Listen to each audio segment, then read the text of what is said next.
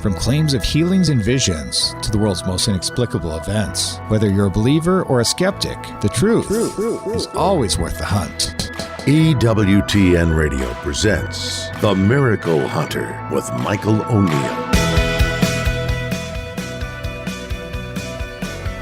Welcome to the Miracle Hunter radio show on EWTN Radio. This is Michael O'Neill. I'm the Miracle Hunter. Hope everyone out there had a good and safe 4th of July, enjoying the fireworks and the brats and burgers and everything else, and time with family and friends. But we've got a great show ahead for you today. Speaking of the celebration of America, there's a new book that's out that I think is a lot of fun for American Catholics, and that is Incredible Catholic America, written by Marion Amberg. She's the true shrine expert of the United States, in my opinion, and she's actually the script writer for my new series with EWTN called Hidden Gems.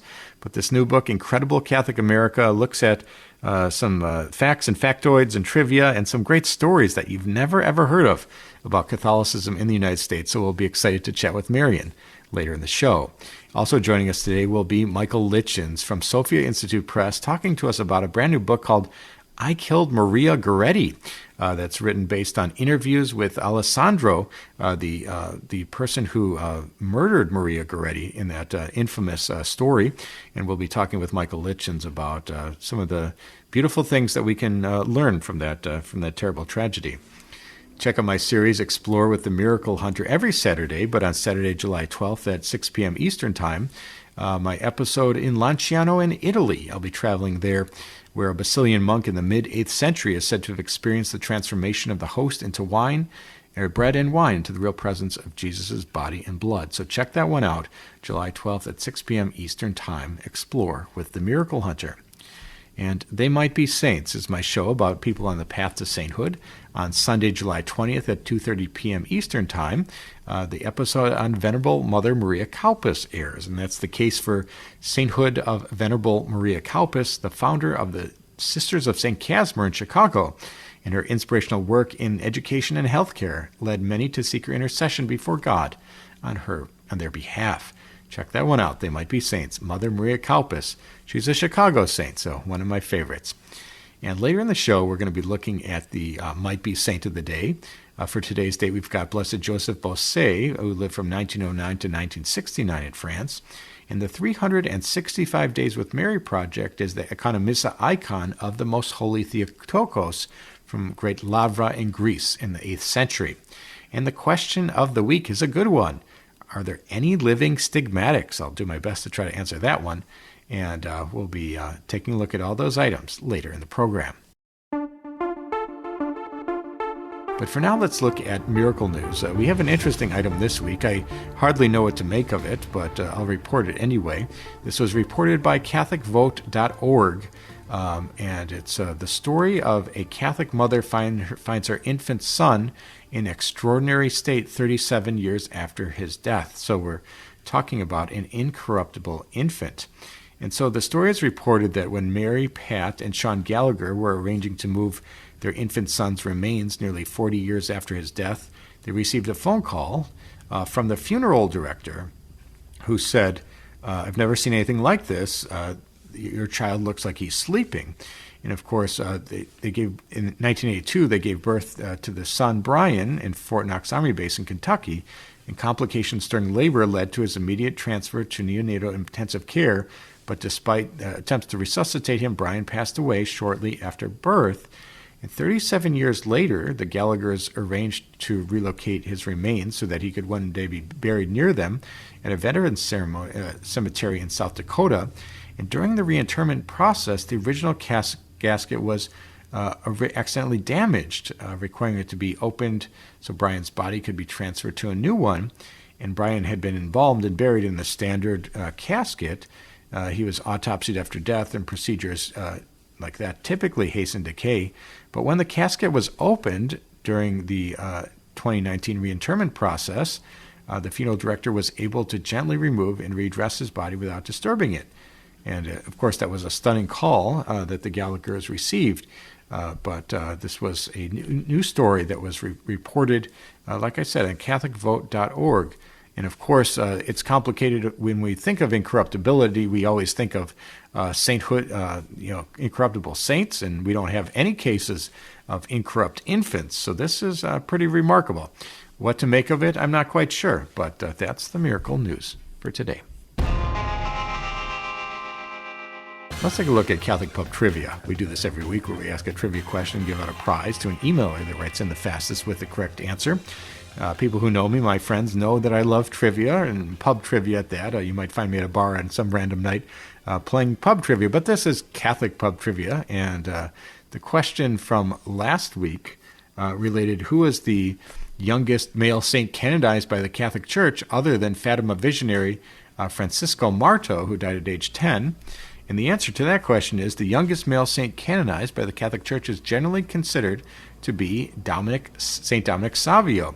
And he was born in 1842 in Riva in Italy and died in 1857. He was canonized in 1954, and his feast day is May 6th. And he was a student of St. John Bosco and a member of the Salesian community. And so he is the patron saint of choir boys, falsely accused, and juvenile delinquents. And so that is the youngest saint who's not Francisco Marto. So that is the answer to this week's trivia question. And the question for this week is the companion question. Who is the youngest non-martyr saint who's not a Fatima visionary in our Catholic Church? Question, who is the youngest non-martyr female saint in our Catholic Church who is not one of the Fatima children? If you think you know that answer and want to win the prize, the image of the faces of Mary, send me an email to miraclehunter@EWTN.com or questions@miraclehunter.com, and the person with the fastest answer is going to win that prize, and answers and winners will be posted on the show page on miraclehunter.com. We need to take a short break, but when we come back, we're going to be talking with Marion Amberg, author of the brand new book, Incredible Catholic America. Stay with us for that.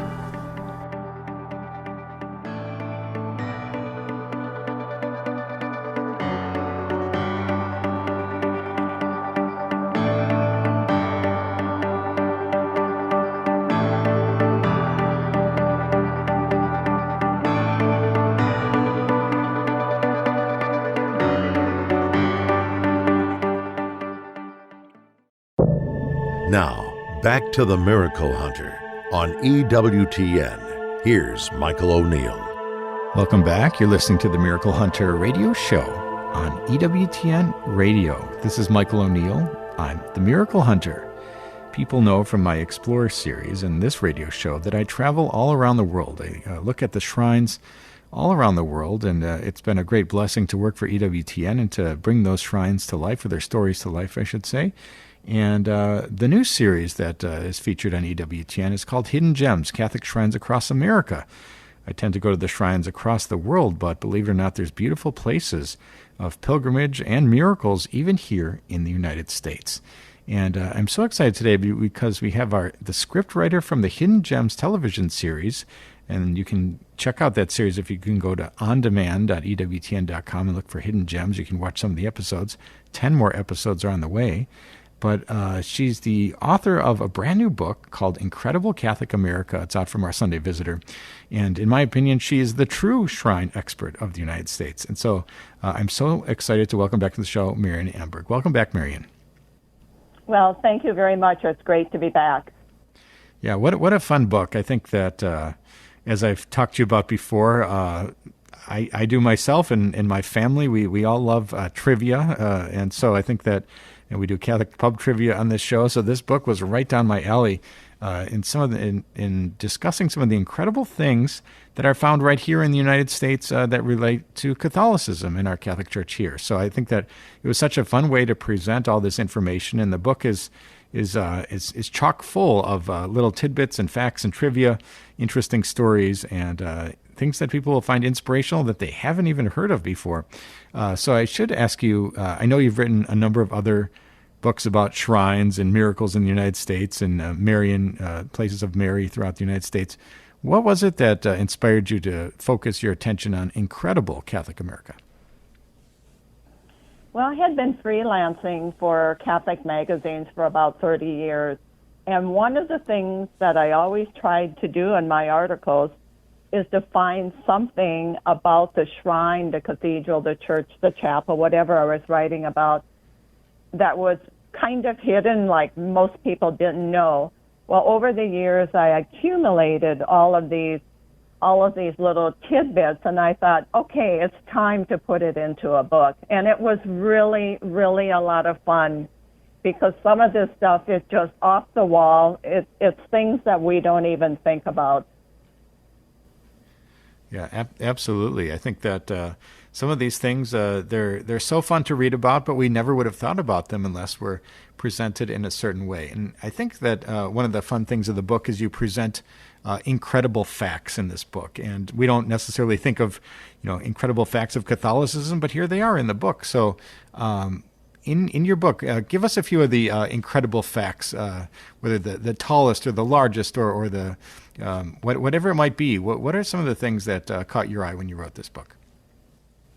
Well, one of the things that caught my eye is the world's largest rosary collection. Now, you would think that would be in Rome, but it's not. And it's in a very small town called Stevenson, Washington. And it's the collection of a Catholic convert, Donald A. Brown. He was in a hospital in Oregon, and the nurses, it was a Catholic hospital, and the nurses were nuns, and they were wearing long habits at the time, and they had a rosary attached to their habit. He became fascinated by the rosaries, converted to Catholicism, and then began assembling this collection of over 4,000 rosaries. And one of the most prized rosaries is a small wooden bead rosary used by John F. Kennedy during World War II when he served in the Navy. Amazing. And you also have some things like the tallest baptismal font, or that Mega Mary in Montana. Tell us a little bit about some of the other kinds of incredible facts that you have.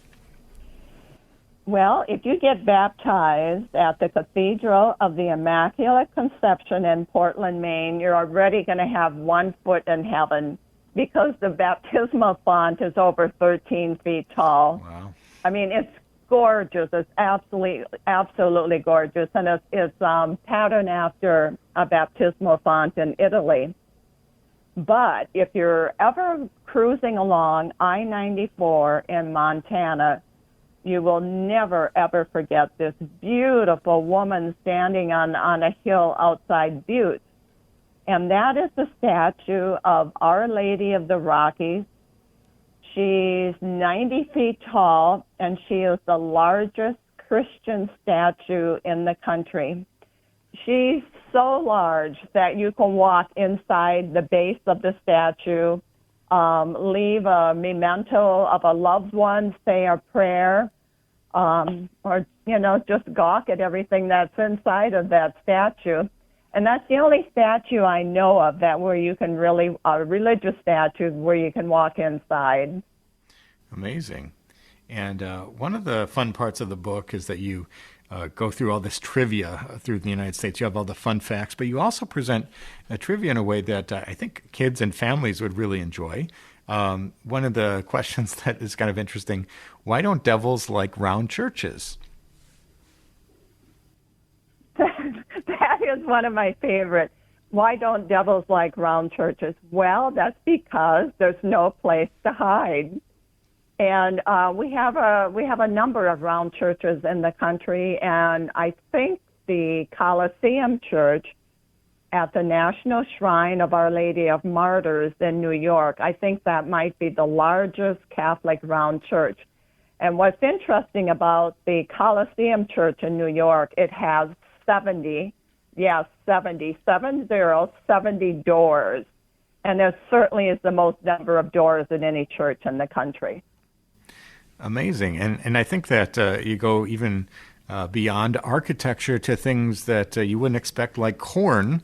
There's a missionary with a portrait done in corn. Yes.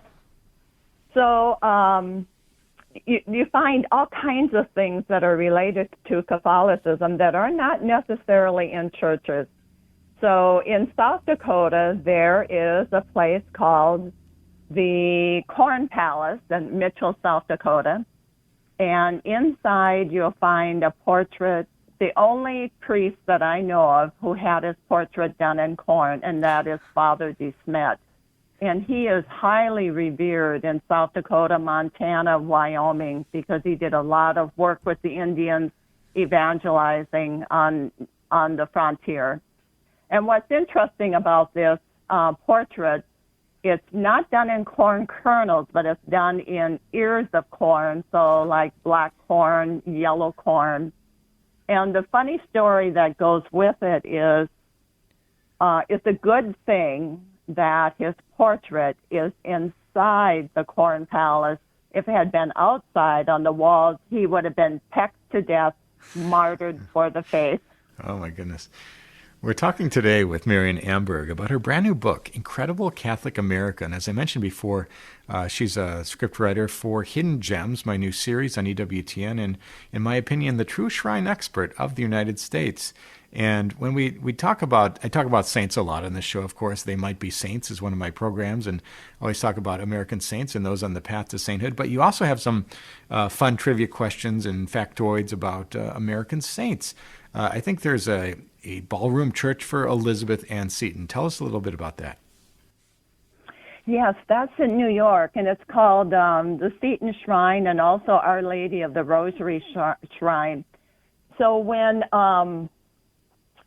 they were designing, the architects were designing the shrine for St. Elizabeth Ann Seton, one of the architects was a relative of Elizabeth Ann Seton, and so he decided that they needed to design the church like a ballroom because she loved to dance. And so it does resemble a ballroom, but of course, it's also a church. Yeah, amazing. And then also we Venerable Fulton Sheen, that's someone on the path to sainthood as well. I think he'll be a blessed at some time very soon. We learned some interesting facts about him as well. Yes, he could offer Mass in both the Roman Catholic and the Byzantine church rites. And as far as I know, that is the only person on the way to sainthood in the U.S. that offered Mass in both rites. Yeah, I think that's probably true. I can't think of another example. But we're talking today with Marion Amberg, the author of Incredible Catholic America. It's a brand new book that's out from Our Sunday Visitor. And of course, I love your descriptions of the churches and the art that you see in these churches. And I think that some of them are quirky and kitschy, you might say. A Last Supper painting in Louisiana. Tell us a little bit about the strange composition of that one. Oh, this is a great story, and it's really it's a great place to take visitors or go visit yourself if you're ever in Parks, Louisiana. So about a decade, maybe longer than that, maybe the early 2000s, the pastor at the church decided that he wanted to add some new paintings, kind of liven up the church a little bit. So he commissioned an artist to do a painting of Jesus and four of the disciples at the Last Supper. So you have your traditional, goblets, you have platters of, bread on the table, but there's one thing there that no other painting in the U.S. has of the Last Supper, and that is a bottle of Tabasco sauce. And so we call it the hottest Last Supper in the United States. Very funny. And I couldn't let you go without you talking a little bit about miracles. I always make all my guests do. And I think that some of your other books, and this one as well, are sprinkled with little miracle stories that we have here in the United States. And there is a Guadalupe church in Colorado that has a little bit of a miracle connection. Oh, I love this story because it, you just can't make up stuff like this. So about 10 years ago, a fire broke out in Our Lady of Guadalupe Church in Conejos, Colorado, and that's located right on the Colorado-New Mexico border. Tiny little town. And it just so happened that the firefighters for the area were meeting in a town 3 miles down the road when the 911 call came in. So they were on the scene within 10 minutes and the church was saved. And it's a very historic church. Well, before the fire, there is a painting of Our Lady of Guadalupe in the sanctuary. Before the fire, Our Lady was not wearing a crown. After the fire, she was wearing a crown of soot.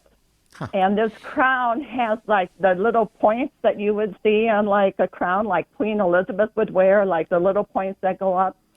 So she was wearing this crown of soot, and she still has it on today. It's still there today. So if you're ever in that area of the country, it's a wonderful church to visit. It's a marvel. Nobody could have, made the soot from the fire form a crown unless it came from heaven.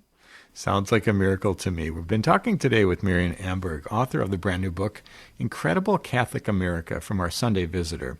Tell us, Marion, as we wrap up the interview today, what is your great hope for people who pick up this fun book for their families or friends or otherwise, or their growth in their Catholic faith? What do you hope for when people get this book? I just want people to look at the Catholic faith and not say, we just have to go to church on Sunday. No, it encompasses our whole life, and there's so many wonderful gems out there.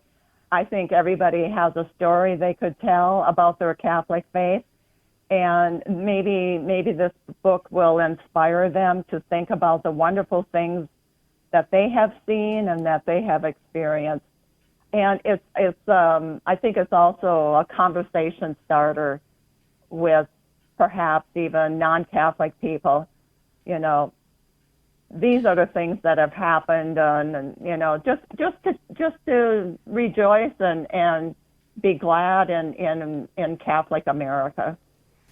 Wonderful. Well, we're so grateful to you, Marion Amberg, for joining us on today's program. And for people who want to pick up this book for their families or for their friends or just for their own perusal of Catholic trivia, what is the best place where people can go to pick up this book? You can get this book at osbcatholicbookstore.com. It's on all the major websites, bookstore websites.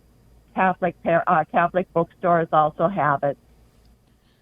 Wonderful. Well, thank you so much, Marion Amberg, for writing this book and for your great work script writing for Hidden Gems. We're excited for the next episodes to come out. Thank you so much, Marion, for joining us on today's program. It was a great pleasure. Thank you. God bless you. That was Marion Amberg with her new book, Incredible Catholic America, True Shrine Expert. And I think you're going to love this book. It's a lot of fun. We need to take a short break, but when we come back, we're going to be looking at the question of the week. Are there any people who are still alive today who are known to have the stigmata? Stay with us for that.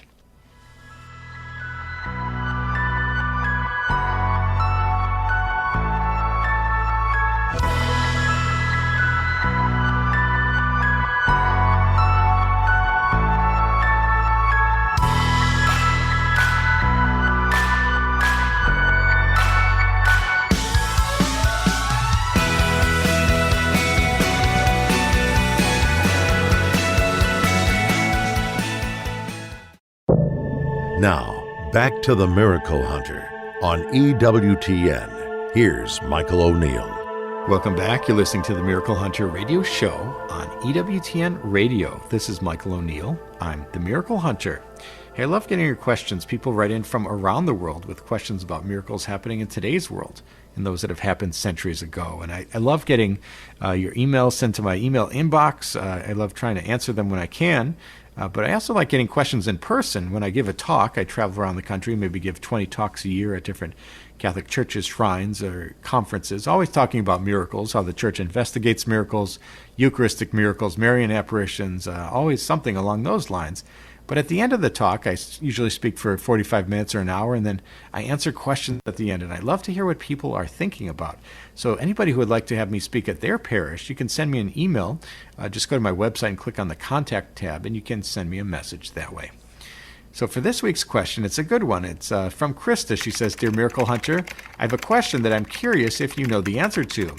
Are there any living men or women that are known to have stigmata? I look forward to hearing from you. Thanks, Krista.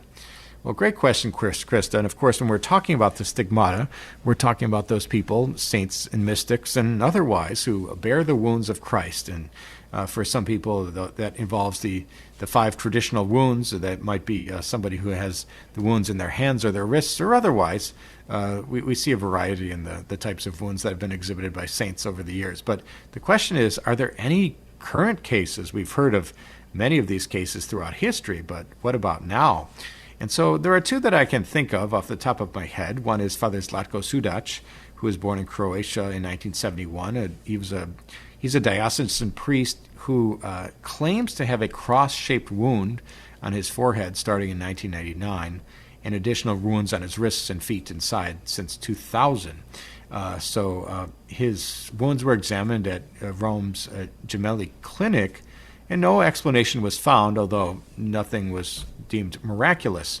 And so, of course, without the explanation, it's maybe de facto miraculous. But he's currently a priest in the Kirk diocese, and it's an interesting case where he is known by the church to have this claim of this phenomena.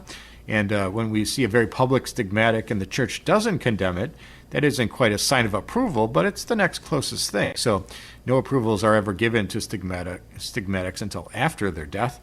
So we'll have to see at some point in the future about Father Zlatko Sudac. But he is one of the very rare examples. And the other one that I can think of, and I've actually I've interviewed her. She traveled to Chicago once, and her people called me up, and so we did an interview. That's Mirna Nazur. She's the living stigmatic of Sophiane, and these events in 1982 and 1983, right after her marriage in 1982, oil began dripping from this small icon known as Our Lady of Sophiane, and from her hands came this oil, and eventually she developed stigmata in her forehead, hands, and side. And she's also claimed to have visions of the Virgin Mary. Now, this is another phenomenon that is very known to the Catholic Church. I think even Pope Francis met with Mirna at some point. And so one of the very interesting things is that her stigmata wounds seem to reappear in alignment with calendar coincidences of the Eastern and Western Easter. So 1984, 87, 1990. And because this happens with predicted regularity, you can actually go on YouTube and you can see these wounds forming when there are no wounds to be seen and closing. The footage is absolutely amazing. Is she authentic? We can't really say. Of course, the church hasn't really rendered a judgment on her case, but in my opinion, perhaps she is the most authentic stigmatic that we have in the world today. There may be others, but these are 2 of the very famous ones that I'm aware of. So thanks, Krista, for your question.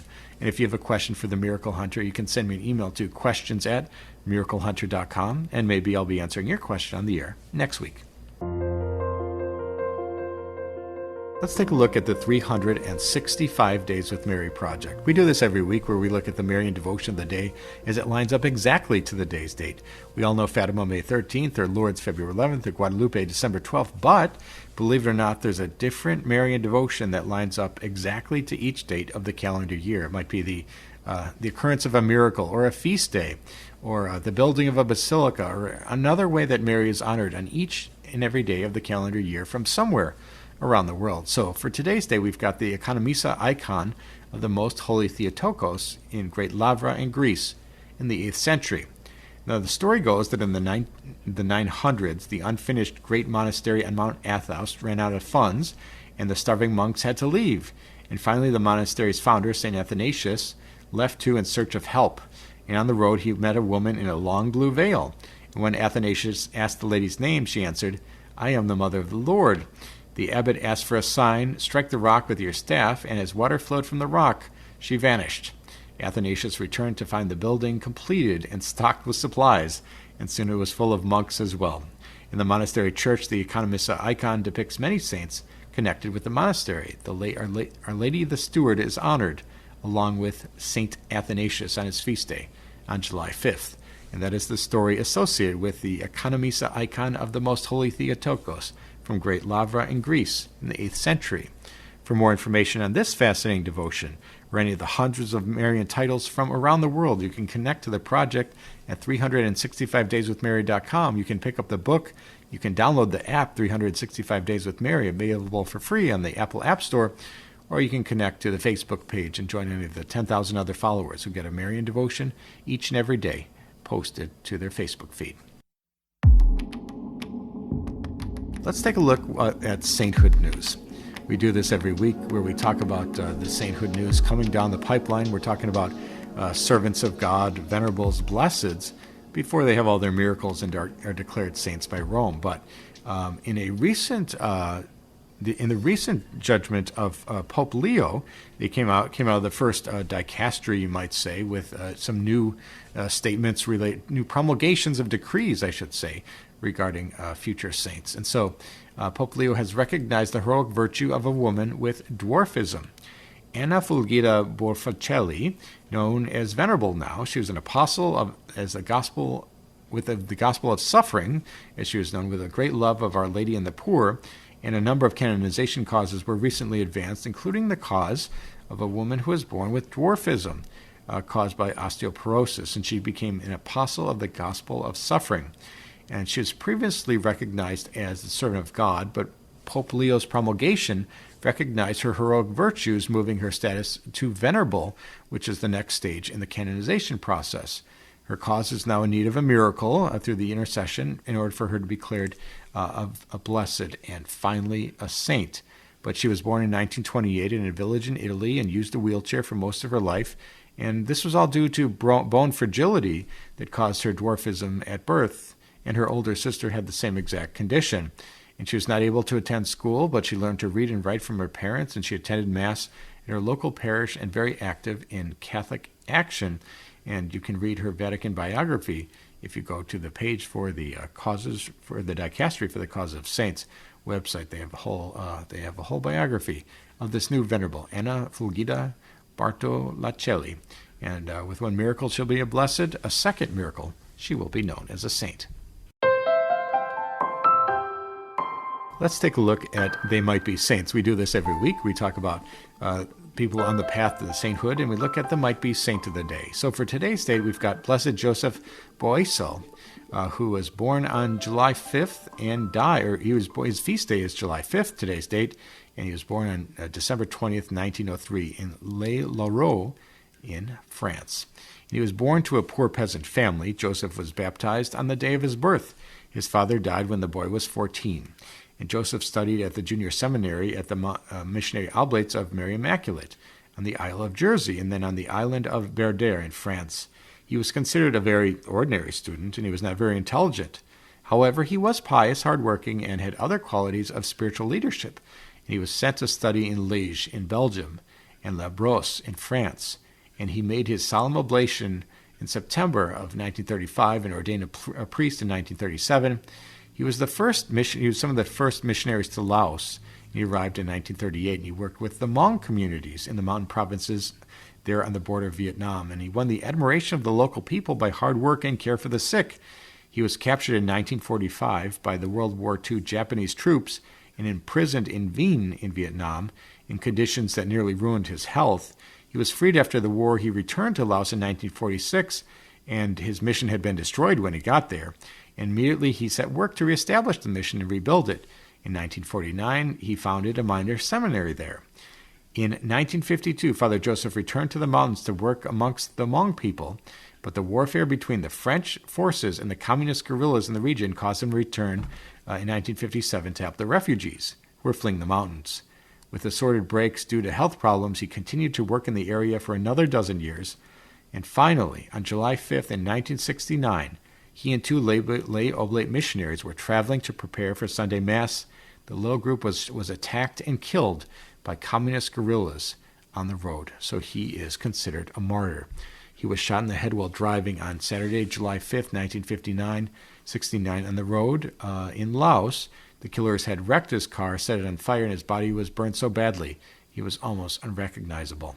Declared venerable by Pope Francis in 2015, and also declared a martyr, a blessed, on December 11th, 2016. With one miracle, he will go on to be declared a saint. But for now, he's Blessed Joseph Bosail, and he is the might-be saint of the day. And for people interested in They Might Be Saints, you can check out my book available at EWTN Religious Catalog, EWTNRC.com, where I tell the stories of 22 Americans, venerables, and blesseds. Or you can check out my series, They Might Be Saints, on EWTN Television. This Sunday, or Sunday, July 20th at 2:30 p.m. Eastern Time, the story is of Mother Maria Kaupas, a venerable. The cause for sainthood of Venerable Mother Maria Kaupas, founder of the Sisters of St. Casimir in Chicago, in her inspirational work in education and healthcare led many to seek her intercession before God on their behalf. Check that one out. They Might Be Saints, July 20th at 2:30 p.m. Eastern Time. We need to take a short break, but when I come back, we'll be talking with Michael Lichens from Sopia Institute Press about the brand new book, I Killed Maria Goretti. Stay with us for that.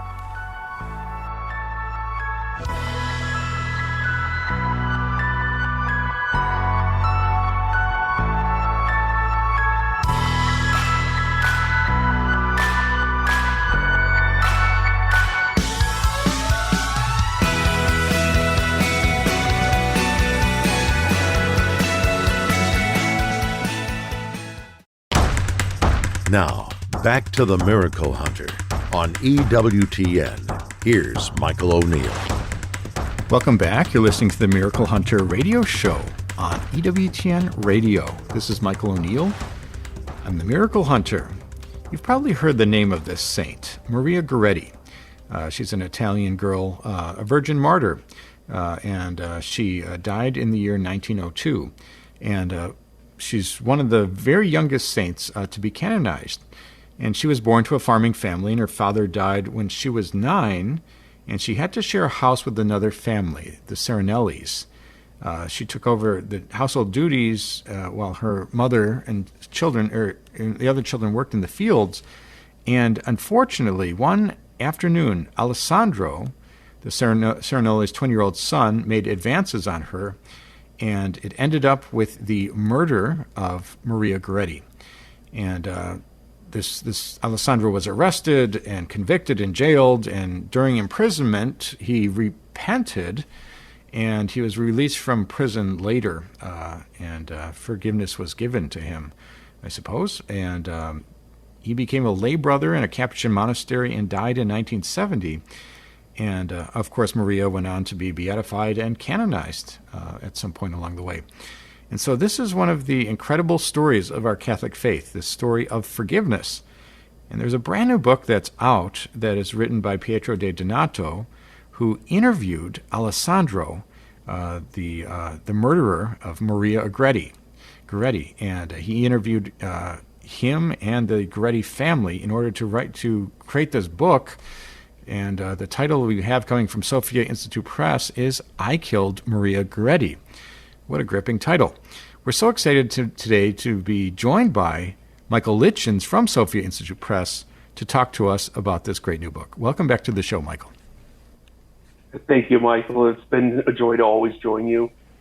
Thank you. I gave a little bit of a background on this book because the title is quite stunning. I Killed Maria Goretti. I think that people might want to pick up the book just because of the shock factor.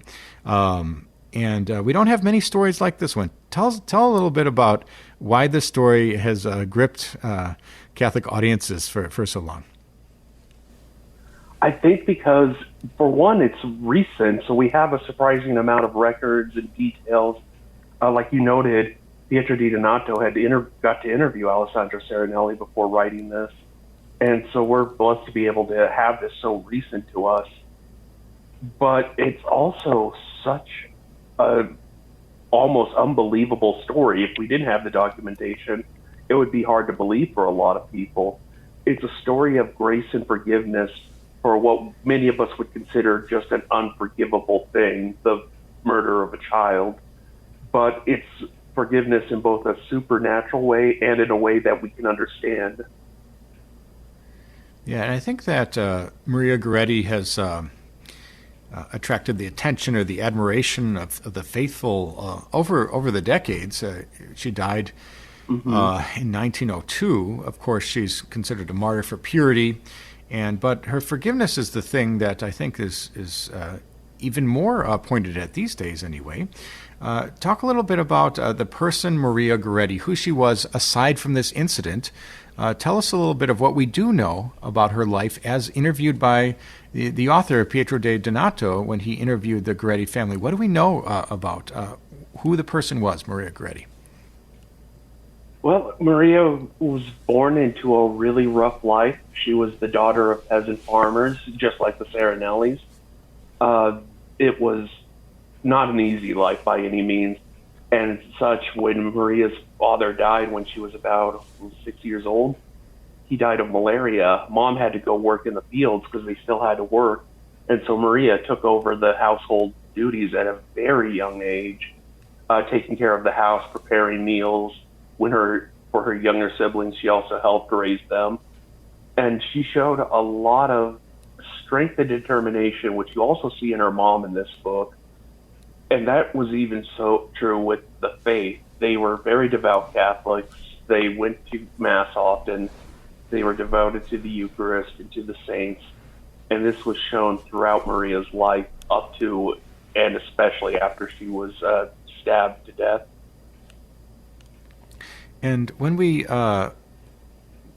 look at the murderer, Alessandro, who gave this interview, who had it's such a tragic moment, such a tragic choice, but then he seemed to turn his life around in a big way, not only repenting after being jailed, but he begged forgiveness, which he got, becoming a lay brother in a Capuchin monastery. It seems that that moment really changed him in a big way, beyond just an apology to get out of prison or do whatever was necessary.